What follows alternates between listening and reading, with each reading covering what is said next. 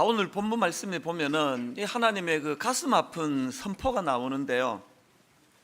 이 말씀의 배경이 이렇습니다. 지금 이스라엘 백성들이 홍해를 건너서 지금 젖과 꿀이 흐른다고 하는 약속의 땅 가나안을 향해 지금 행진하고 있는 와중인데요.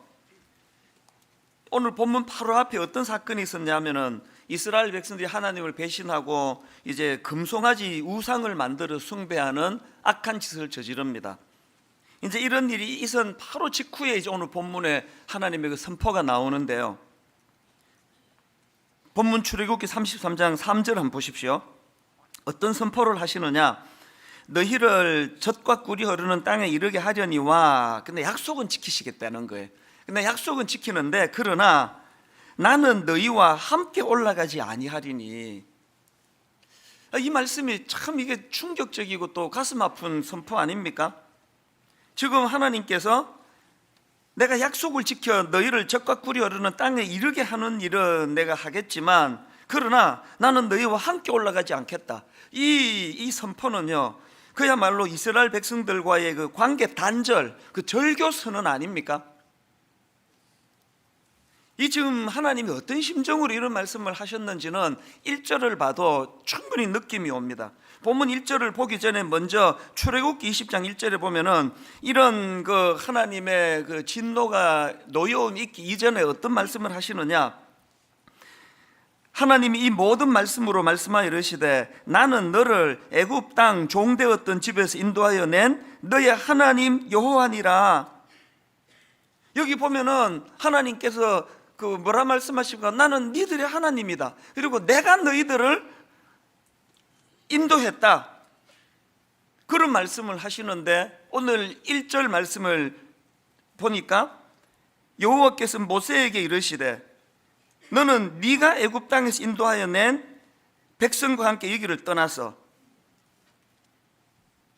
아까 나의 백성이다, 내가 인도했다 그랬는데 모세 네가 인도한 그 백성.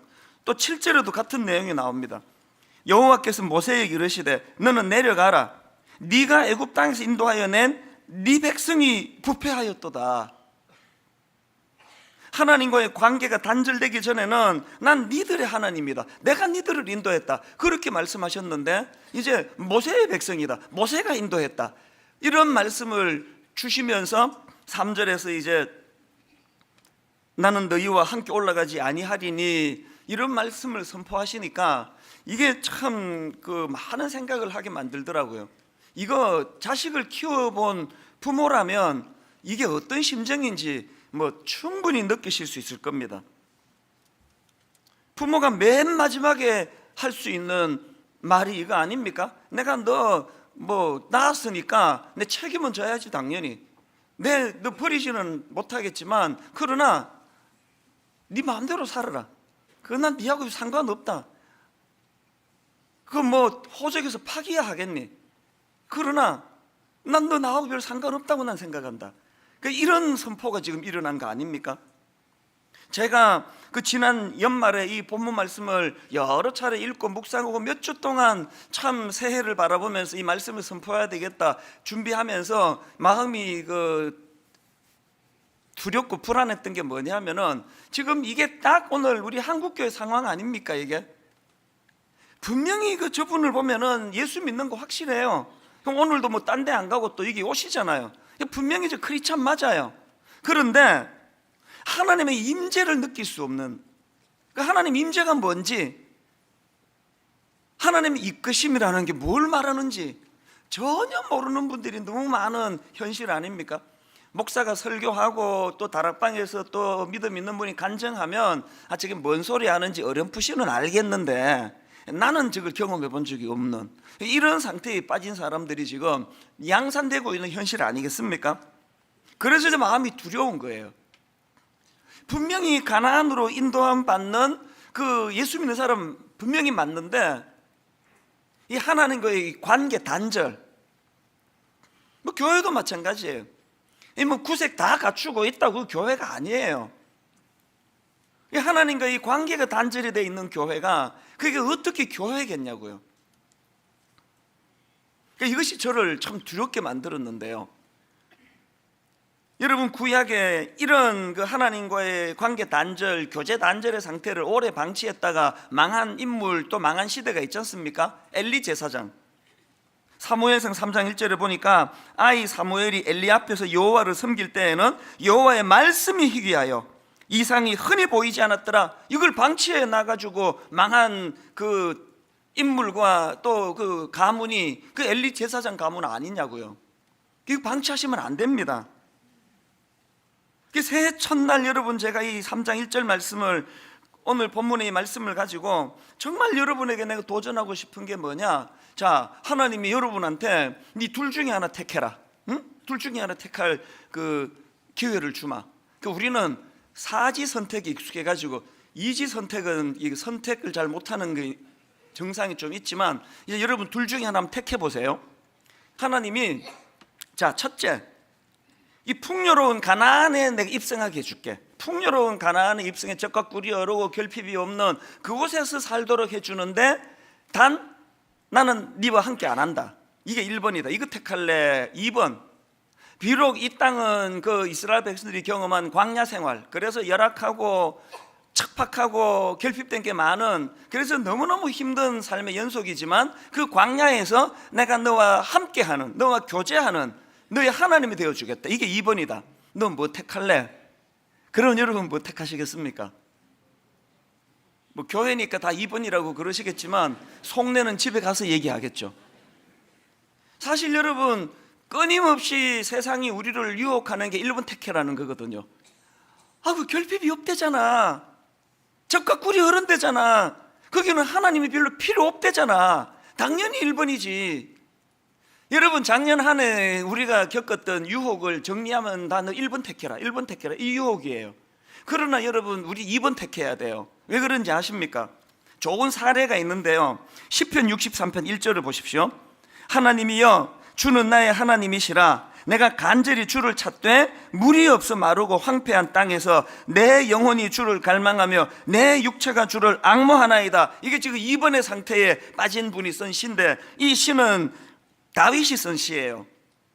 자료를 보니까 지금 다윗이 사울 왕에게 쫓겨가지고 도망가 광야로 지금 도망간 상태다, 이렇게 그 분석하는 글이 있고요. 그런가 하면은 지금 이 상태는 자기 아들 압살롬이 왕이 된 다윗인데요, 자기 아들 압살롬이 쿠데타를 일으켜요.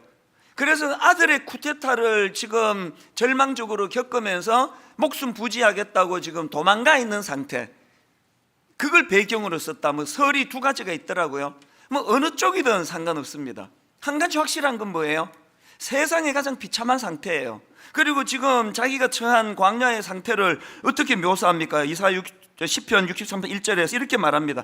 물이 없어 마르고 황폐한 땅에서 너무너무 힘든 거예요. 그 광야에서 지금 마실 물이 지금 없다. 이건 뭐 얼마나 이거 힘들고 괴로운 상태냐고요. 그런데 그런 열악한 상황이지만 그럼에도 불구하고 1절 다시 한번 보세요. 하나님이여, 주는 나의 하나님이시라.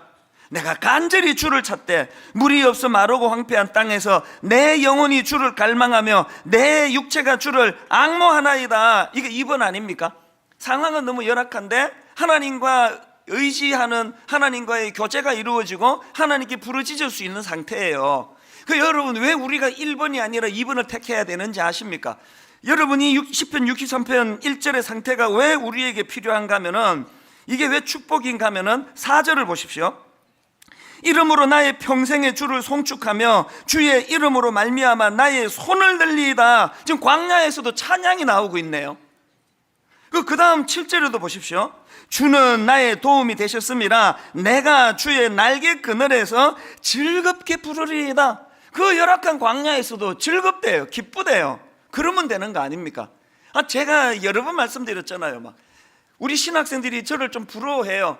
어이구, 이찬수 목사는 그냥 저렇게 좋은 교회에서 사역도 하고 뭐 대단하다 그러고 저를 좀 부러워해요. 그리고 또 실제로 또 하나님 앞에서 누리는 게 참 많습니다. 그런데 한번 생각을 해보세요. 막 모든 사람들이 저를 과장스럽게 잘못 아셔가지고 이찬수 목사님 존경할 분이다, 너무 귀하다, 사랑한 분이다, 그렇게 모든 분들이 저를 칭송한다 하더라도요, 내가 지금 우울하고 기쁘지 않고 행복하지 않으면 그게 남의 칭찬이 무슨 소용이냐고요. 분당 우리 교회가 막 세계적으로 유명한 교회라 치자고요. 치자고요예요. 막 우리 교회가 막 세계적인 교회가 됐다 치자고요. 그 담임 목사라 그래서 막 모든 신학생이 다 부러워한다 치자고요.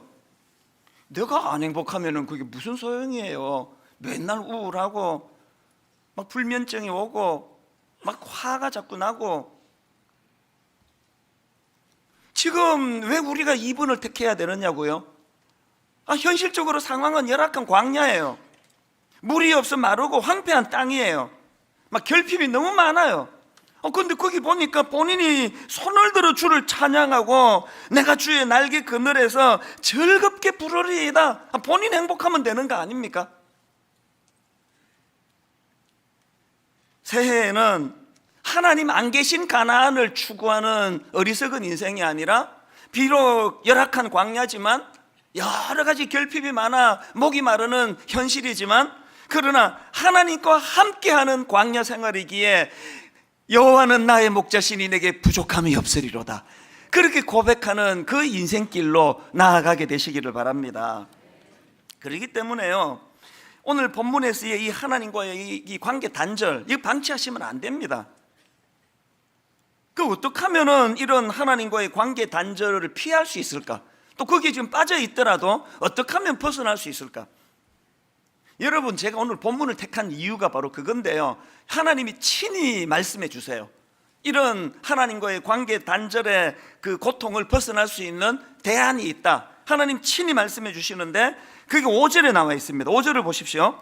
여호와께서 모세에게 이르시기를 이스라엘 자손에게 이르라 너희는 목이 곧은 백성인즉 내가 한순간이라도 너희 가운데 이르면 너희를 진멸하리니. 그리고 대안을 가르치십니다. 너희는 장신구를 떼어내라. 너희는 장신구를 떼어내라. 그리하면 내가 너희에게 어떻게 할 것인지 정하겠노라 하셨습니다. 이 조금 그 생뚱맞은 그 대안 아닙니까? 지금 이 하나님과의 관계 단절을 피할 수 있는 대안이 그 장신구를 떼어내라. 장신구 뭔지 아시죠? 그 몸을 치장하는 그 우리 한복에도 보면은 뭐 이런 장신구를 그 장식을 달고 그러지 않습니까? 이 몸 치장하는 장신구를 떼내는 게 대안이라는 거예요. 이게 참 생뚱맞습니다. 그냥 뭐 100일 금식 기도를 해라라든지 뭐 성경을 한 100독 그러면 그 납득이 가겠는데 지금 하나님과 관계해보고 이 장신구, 몸에 옷에 붙어있는 장신구 떼내는 거가 무슨 상관이냐 하는 거예요.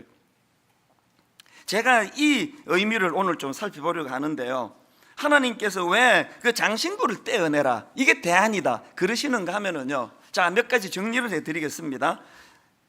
장신구를 떼어내라시는 그 하나님의 명령의 의미, 첫째 의미가 뭐냐? 죄의 불씨를 제거하라는 뜻이에요. 이게 무슨 의미냐? 제가 바로 앞에 지금 이스라엘 백성들이 금송아지 우상을 만드는 죄악을 저질렀다 그러지 않았습니까? 그 과정을 기록한 출애굽기 32장 2절에 보니까 재료가 바로 그 장신구네요. 자, 보십시오. 아론이 그들에게 이르되 너희의 아내와 자녀의 귀에서 금고리를 빼어 내게로 가져오라. 모든 백성이 그 귀에서 금고리를 빼어 아론에게로 가져가매 아론이 그들의 손에서 금고리를 받아 부어서 조각칼로 새겨 송아지 형상을 만드니 그들이 말하되 이스라엘아 이는 너희를 애굽 땅에서 인도하여 낸 너희의 신이로다 하는지라. 그들이 신으로 삼기로 한 금송아지 우상이 장신구에서 만들었단 말이에요. 그 하나님이 이 장신구를 떼어내라는 이 말씀에는 또다시 우상 숭배에 빠지지 않도록 불씨를 제거하라는 거 아닙니까? 하나님과의 관계가 회복되기를 원하십니까? 여러분을 자꾸 하나님과의 관계를 깨뜨리고 우상을 만들고자 하는 이런 유혹의 여러 손길들 앞에 그 불씨를 제거해야 된다. 불씨를 제거.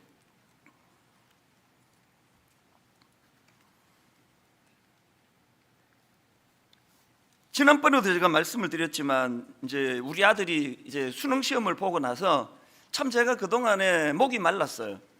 이 대학 입시 때문에 이 기독교 세계관 교육, 또 가치관 교육, 신앙 교육 이런 걸 제대로 할 수가 없어 가지고요. 요즘에는 제가 이제 많이 이제 얘를 가르치려고 애를 쓰고 있습니다. 지난 금요일 저녁에도 계속 집에서만 하면은 막 하여튼 목사 아빠를 만나가지고 잔소리를 많이 듣는다고 그럴까봐 이번에는 내 거금을 투자해가지고 정말 제가 고급 레스토랑에 데리고 갔어요. 그리고는 막 거의 한 80%는 자기 다 먹고 난 20% 한 얻어먹는 정도 수준으로 해서 그렇게 분위기를 잘 띄워주고 기분 좋게 만들고, 그리고는 이제 좋은 커피숍에 가가지고 오래 이제 대화를 나눈, 뭐 저 혼자 말하는 대화였습니다. 제가 이제 무슨 얘기를 했냐 하면, 야, 너 그 입시 하지만 그건 일도 아니다. 이제 본격적인 유혹이 지금부터 시작된다. 얼마나 어려운지 아니? 세상은 지금 네가 하나님의 멋진 사람이 되는 걸 얼마나 지금 집요하게 방해해서 너를 쓰러뜨리게 하려는지 아니? 그 유혹과 싸워야 된다. 그러면서 제가 무슨 얘기했냐면은, 너의 본격적인 유혹은 세상은 너를 중독자로 만드는 게 목표다. 스마트폰 중독, 영화 중독, 심지어는 이제 뭐 음란한 것들이 얼마나 너를 공격할지 모른다. 우리 다 그 거치면서 왔다. 이거 싸워야 된다. 불씨를 제거해야 된다. 아빠는 이렇게 많은 성도님들을 섬기는 목사지만 뭔 일할 때 핸드폰을 일부러 떼고 가까이 안 간다. 그 집에 오면은 핸드폰을 할 수 있는 대로 내가 멀리 두려고 애를 쓴다. 그리고 또 제가 우리 아이한테 들려준 게, 요즘에는 뭐 그 필터링이 잘 돼가지고 그런 그 이메일이 거의 안 오더라고요. 이제 다행이라 생각하는데, 제가 30대 초반 이럴 때 그 인터넷 또 그 이메일 이런 게 처음 나왔을 때는요, 그 스팸 메일 엄청 많았습니다. 그래가지고 그 메일을 딱 열어보면은 제목이 오빠 뭐해? 저는 5남매 중에 막내예요. 그리고 또 어느 여집사가 나보고 오빠 뭐해? 이러는 사람이 없단 말이에요. 그래서 누가 나보고 오빠라 그러지? 그래서 클릭을 해보면은 저를 오빠라고 부르는 그 여자가 그냥 뻘거벗고 이룩하고 서 있는 이런 그 음란한 사진들이 뜨고, 이런 일이 종종 있었습니다. 그래서 제가 금요일 저녁에 우리 아들 보고 뭐라 그랬냐면, 아빠는 있잖아, 계속 그런 음란 메일이 오면 나는 인터넷 자체를 끊어버리는 사람이다. 불씨를 남겨두지 않는다. 사실 진짜 그런 일이 있었습니다. 10년 전에 이제 안식년을 얻어가지고 이제 공부를 좀 더 해야 되겠다 해서 풀러신학교에 그때 이제 그 학생 비자를 받아가지고 1년간 체류하기로 갔거든요. 얼마나 내가 공부를 열심히 했는지, 이게 그 1년 코스인데요, 한 9월, 8월 되니까 공부 다 해버렸어요. 그 이제 공부 다 끝나고 코스가 끝나고 이제 논문만 쓰면 되는데 막 좀이 쑤시는 거예요. 제가 깨달았습니다. 일 많아도 이게 괴롭지만요, 진짜 일 없는 게 이게 괴로운 일이더라고요. 그래서 내가 12월 달에 귀국하기로 했는데 못 참고 이제 일찍 귀국한 거예요, 혼자. 애들은 이제 2학기를 끝내야 되니까 가족들은 다 남아있고 저 혼자 한국으로 귀국을 했는데요, 이제 뭐 하루 교회 일 마치고 집에 들어오면 막 아무도 없고 막 저녁에 또 시간이 막 얼마나 안 가더라고요. 그래서 제가 계속 이제 TV 중독이 됐습니다. 막 그래서 TV 켜놓고 동해물과 백두산이 나오면은 또 이제 케이블로 들어가가지고 또 영화 보고, 이제 밤 한 11시 넘어서 영화는 또 막 되게 음란한 것들이 많이 나오더라고요. 그래가지고요, 이게 내가 이래갖고는 안 되겠다 해가지고 케이블선을 가위로 잘라버렸어요. 그거 뭐 한 3,000원 하면 다시 살 수 있거든요. 가족 올 때까지 안 샀습니다. 이게 불씨를 제거하는 거예요. 이 얘기 듣고 저한테 실망한 분 계세요?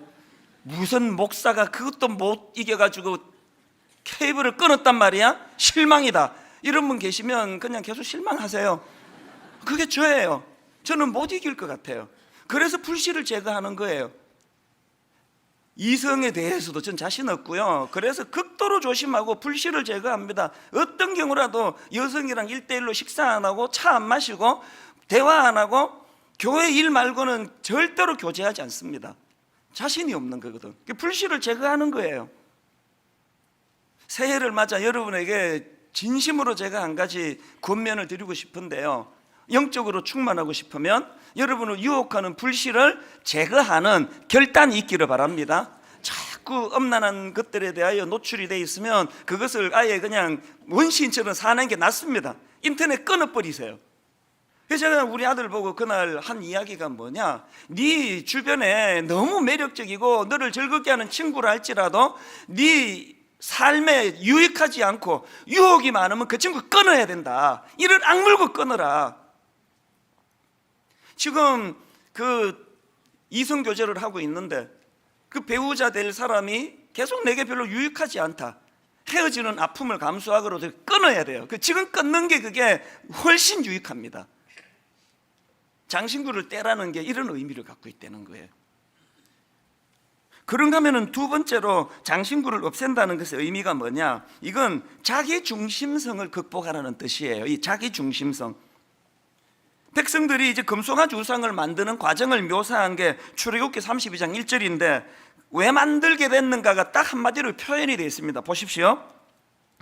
백성이 모세가 산에서 내려오미 더딤을 보고 모여 백성이 아론에게 이르러 말하되, 일어나 우리를 위하여 우리를 인도할 신을 만들라. 우리를 위하여 우리를 인도할 신을 만들라. 이게 우상 금송아지를 만들게 된 동기라는 게 동기. 여러분, 이 땅에 있는 모든 우상의 첫 출발은 자기 중심성으로 출발합니다. 우리를 위하여. 이 장신구라는 도구 자체가 이게 나를 치장하는 도구 아닙니까? 오늘 여러분 제 몸에 덕지덕지 붙어있는 장신구 보이세요? 보이세요?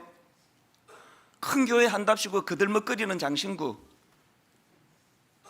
이름 조금 알려진 걸 어떻게 해서든 자랑하고 싶어 안달복달하는 장신구, 한 30년 가까이 목회한 경력을 드러내는 장신구, 이 나를 위한 이 모든 장신구를 다 떼야 된다는 거예요. 교회가 커졌지 내 인격이 커진 겁니까?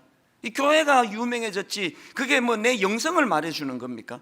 그 쓰잘데없는 이 나를 위하여 있는 모든 장신구를 다 떼야 되는 거예요. 존 메가드 목사님이 쓴 책인데요, 복음을 부끄러워하는 교회, 이런 제목의 책이 있는데 그 책에 보면은 그 내리막길로 접어든 교회의 특징, 그 교회가 이제 영적으로 문제가 있고 교회가 내리막길로 접어드는 교회의 강력한 특징이 뭐냐, 이용자에게 친절한 교회, 시장지향적인 교회라는 특성이 있다는 거예요. 저 반성 좀 많이 했습니다.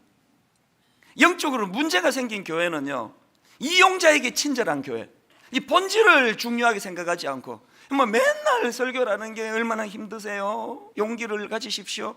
우리 교회로 오셔야 될 이유는 저 교회보다 우리 교회가 이용자에게 훨씬 친절합니다.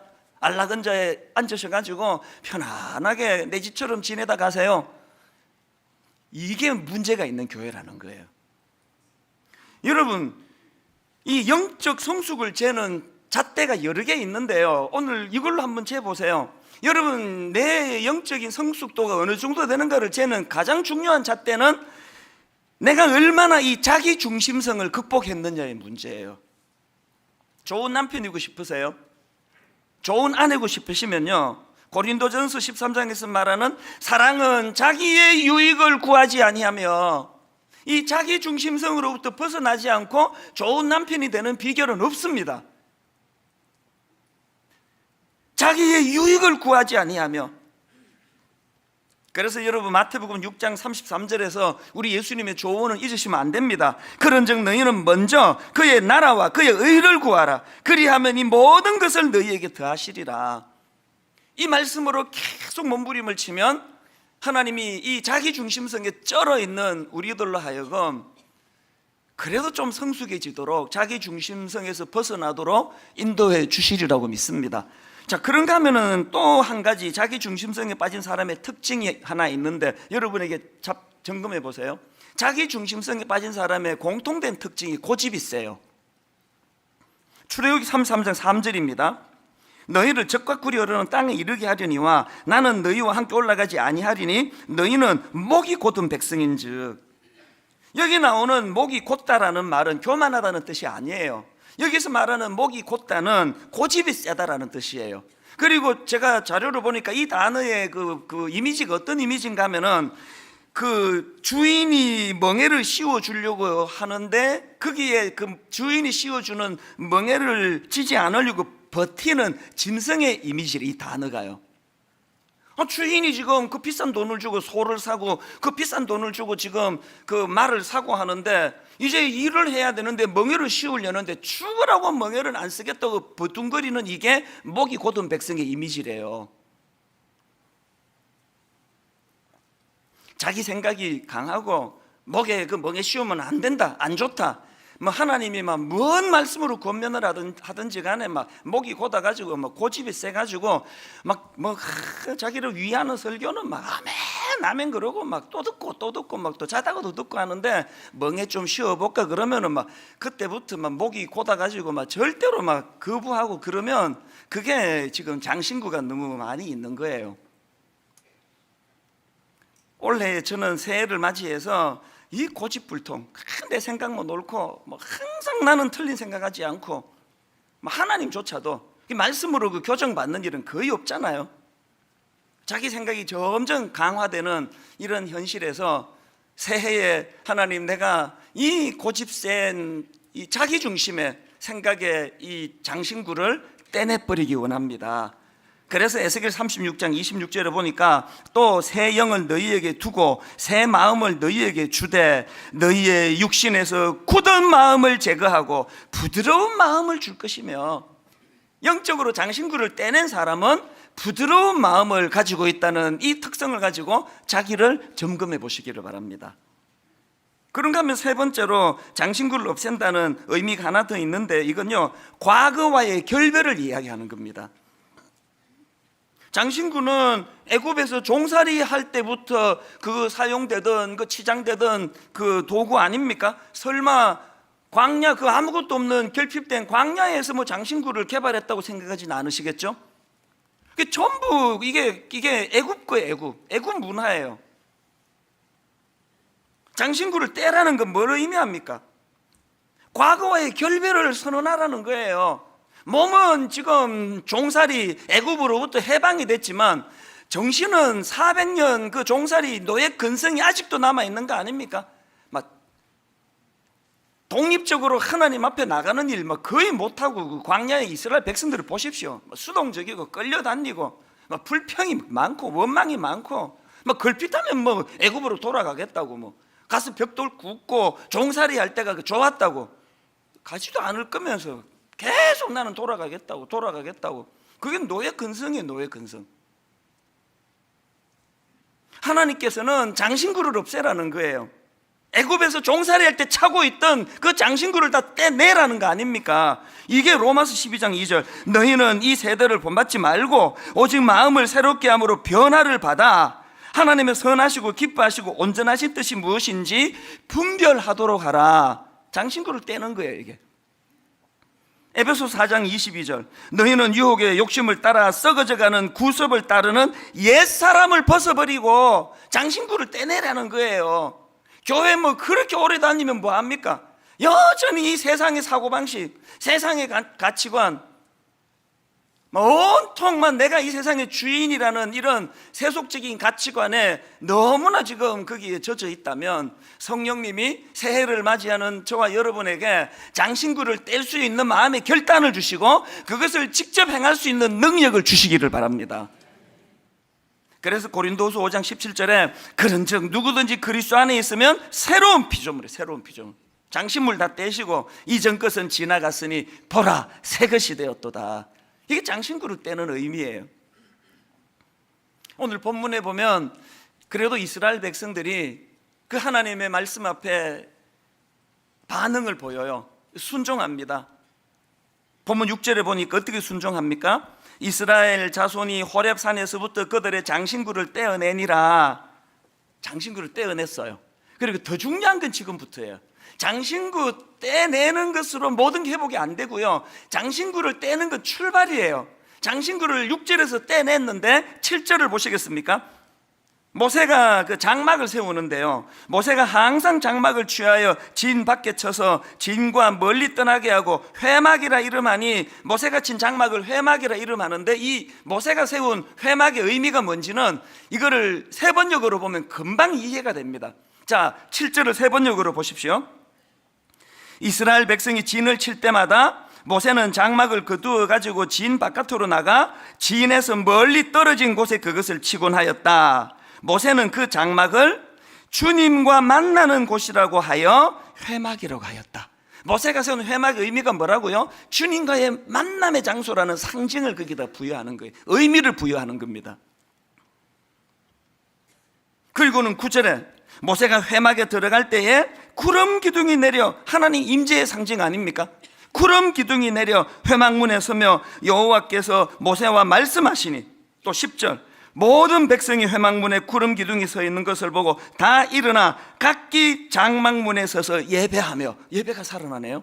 그 다음 11절 사람이 자기 친구와 이야기한 같이 여호와께서는 모세와 대면하여 말씀하시며.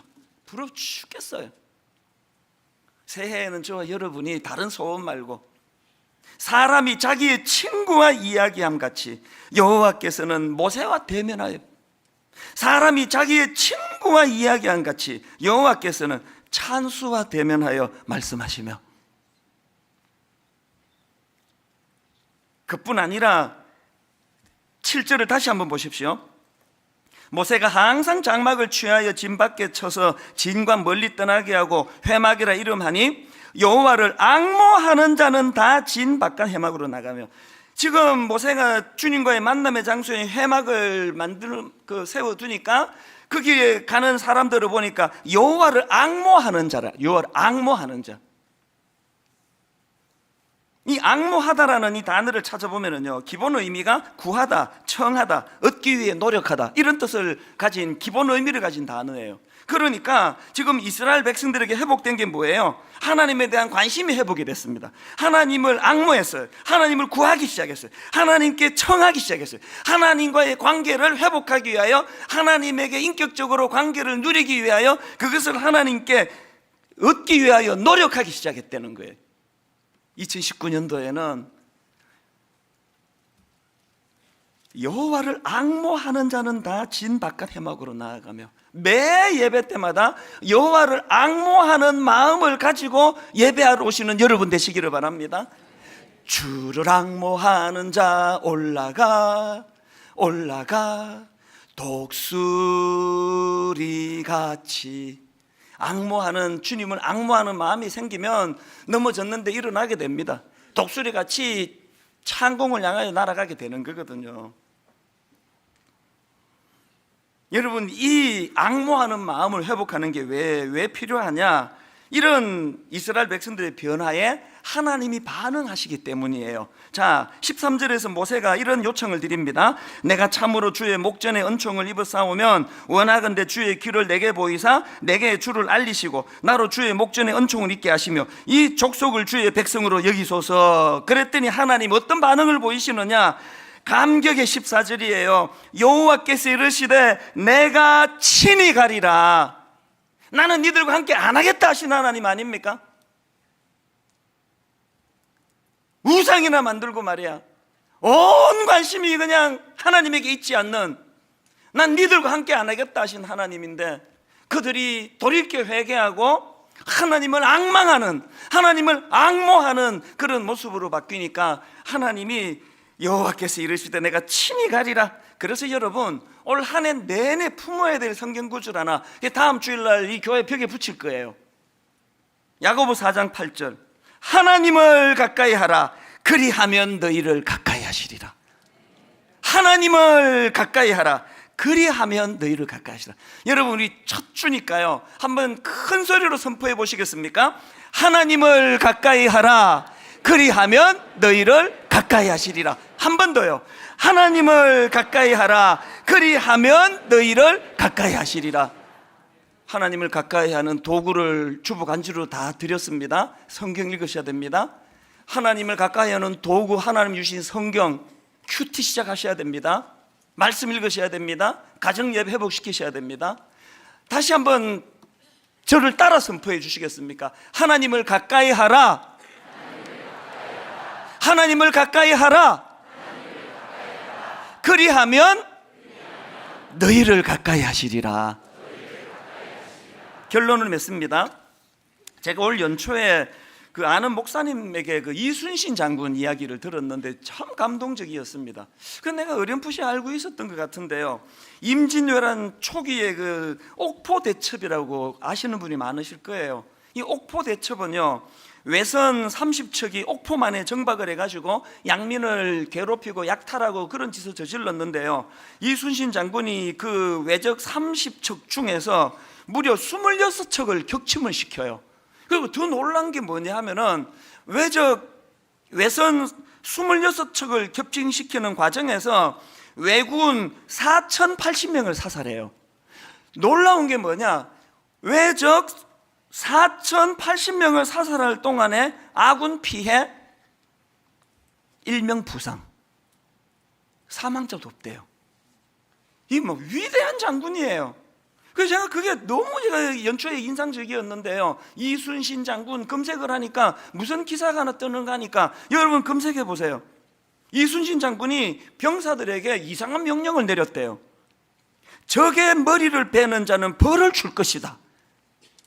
이상한 명령 아닙니까? 이게 납득이 안 가는? 아니, 적의 머리를 베는 자는 벌을 줄 것이다. 이게 뭐냐 보니까요, 죽은 적의 시체 목을 자르지 말라는 그 명령이었대요. 죽은 시체 머리 벨 시간에 살아있는 적 한 명이라도 더 무찔러라는 거예요. 이게 지금 장신구를 제거하라는 그 말씀하고 제가 왜 이게 연결이 됐느냐, 장신구는 비본질이에요. 여러분, 여기 붙어 있는 장신구가 내 존재는 아니에요. 이거 떼도 상관없습니다. 막 이찬수 목사가 막 큰 교회 한다고 떠벌리고 다니는 그거 내 본질이 아니에요. 트럭 몬다고 내 거인이 아닙니다. 그 비본질이에요. 그 죽은 그 외적 목 자르는 거 내 100개 잘랐다, 그 소용없는 짓이에요.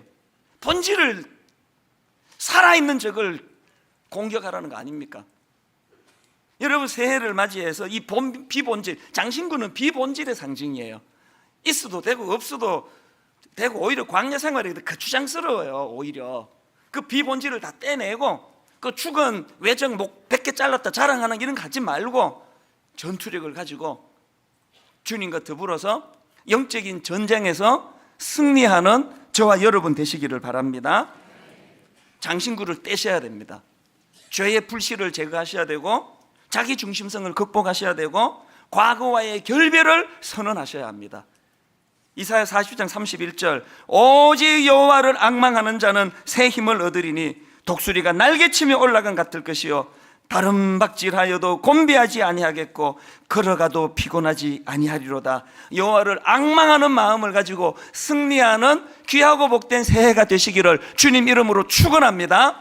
오늘 여러분 첫 설교 찬양, 부흥. 이 땅의 황무함을 보소서. 하나님, 이 시대가 엘리 제사장 같은 시대입니다. 하나님의 말씀이 들리질 않습니다. 아버지, 이렇게 영적으로 어두운 시대였지만 모세는 하나님과 더불어 친구와 대화하듯 친밀감을 가지고 하나님과 아름다운 교제를 나누었다면 우리가 이것 회복하는 모세 같은 많은 인물이 나오는 그게 부흥입니다.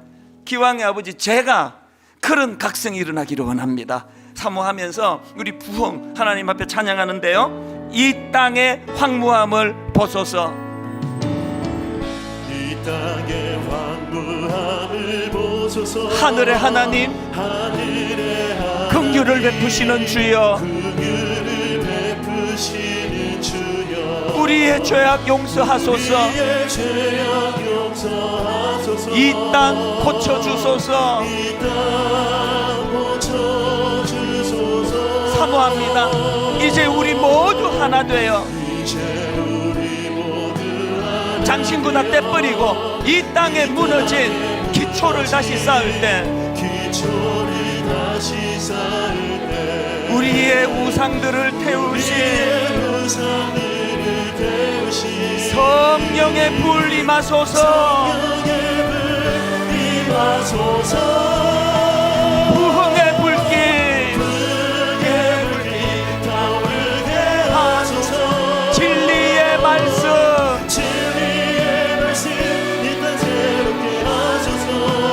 은혜의 강물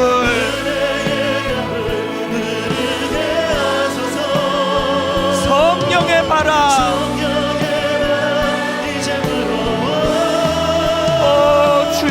영광 가득한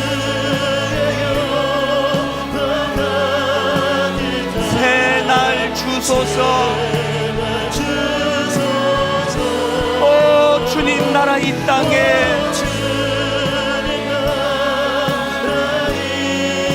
임하소서.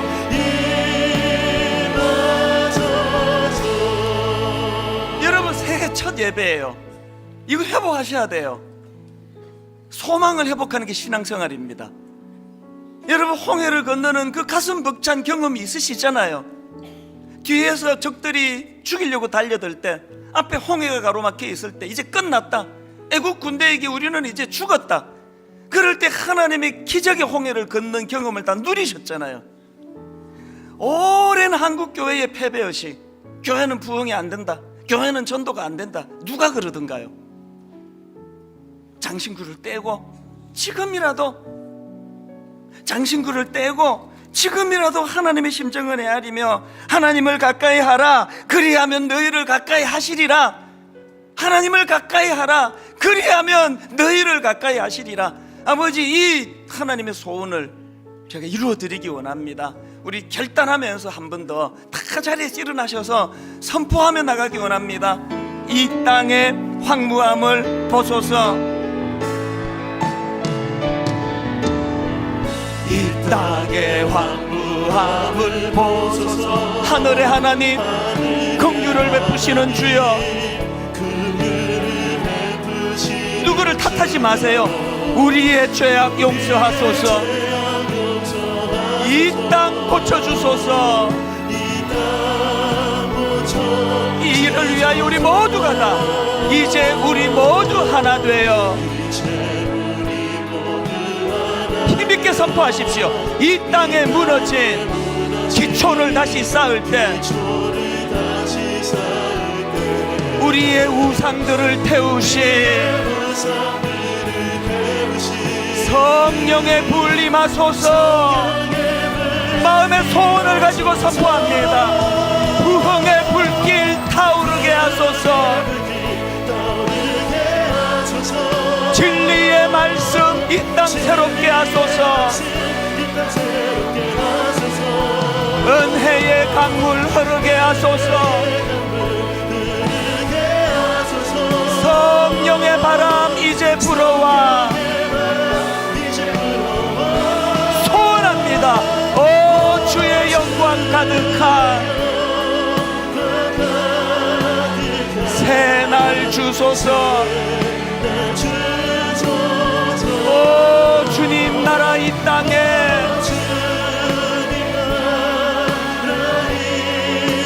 임하소서. 여러분 다시 한번 소원을 가지고 선포합니다. 이 땅의 황무함을 보소서. 탄식하며 부르짖습니다.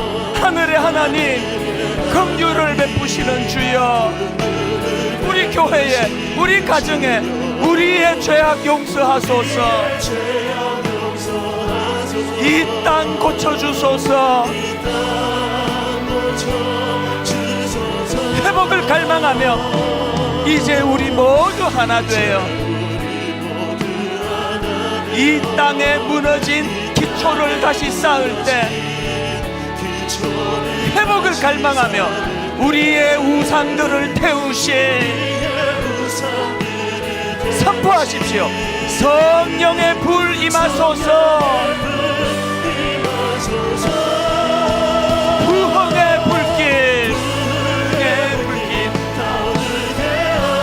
진리의 말씀,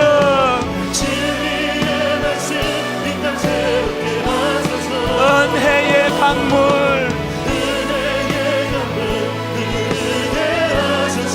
성령의 바람 이제 불어와. 오 주의 영광 가득한 새날 주소서. 여러분 꿈꾸며 찬양하십시오. 오 주님 나라 이 땅에 임하소서. 부흥의 불길 타오르게 하소서.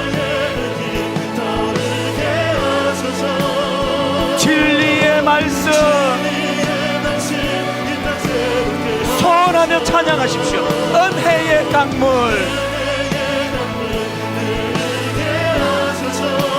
성령의 바람 이제 불어와. 오, 주의 영광 가득한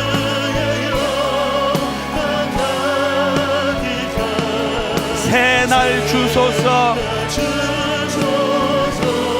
오, 주님 나라 이 땅에 임하소서, 임하소서.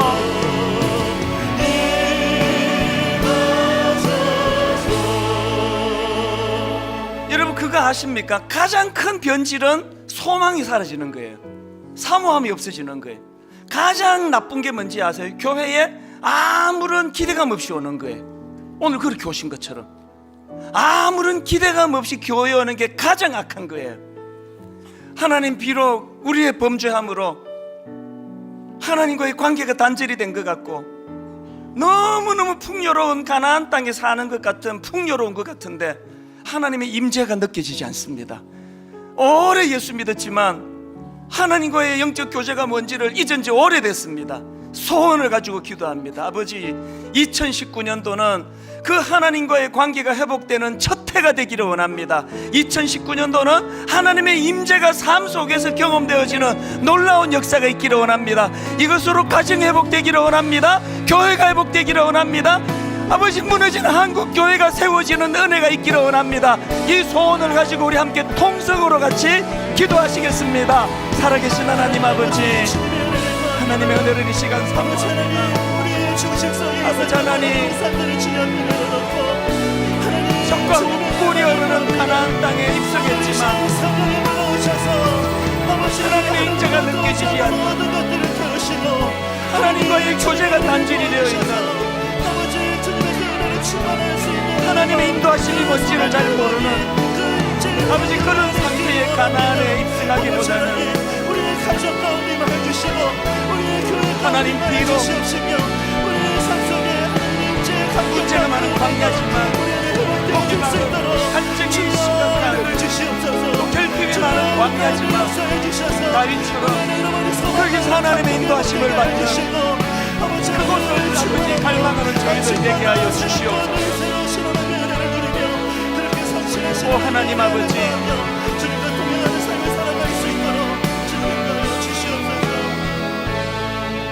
하나님 아버지, 이 풍요로운 현실, 이 세상 속에서 60년대 70년대 어른들은 꿈도 꾸지 못했던 풍요를 누리고 살아가면서 이렇게 갈증을 느끼고 이렇게 허하고 이렇게 비어있는 것 같은 공허한 이런 삶을 사는 시대도 없었던 것 같은데, 아버지 하나님, 너무나 풍요로운 적과 꿀이 흐르는 가나안에 하나님의 임재가 느껴지지 않는, 하나님의 인도가 없는 그곳이 바로 지옥입니다. 다윗처럼 비록 열악한 광야지만 목이 말라 물이 없어 갈증을 느끼지만 여러 가지로 결핍이 됐지만 언제든지 부르짖을 수 있는 하나님이 계신 그곳이 가장 복된 장소라는 것을 깨달을 수 있는 영안이 열려지게 하여 주시옵소서. 아버지, 이 쓰잘데없는 장신구 붙들고 아무것도 아닌 이 허상의 장신구에 스스로 속고 남도 속이면서 오래 아버지 영적으로 침체했던 저희들 불쌍히 보시고 오늘 결단하며 이 허상의 장신구를 떼버릴 수 있는, 이미 죽은 적들 목 자르면서 나는 왜군 100명을 내가 목을 잘랐다고 하는 그 거짓의 그 허상의 장신구에 놀아나는 것이 아니라 하나님, 오늘도 진실되게 하나님 손을 붙잡고 그분과 교제하고 동행하며 2019년도는 내 영적인 충만함이 부어지는 한 해였노라고 고백할 수 있는 그 길로 저희들을 인도하여 주시옵소서.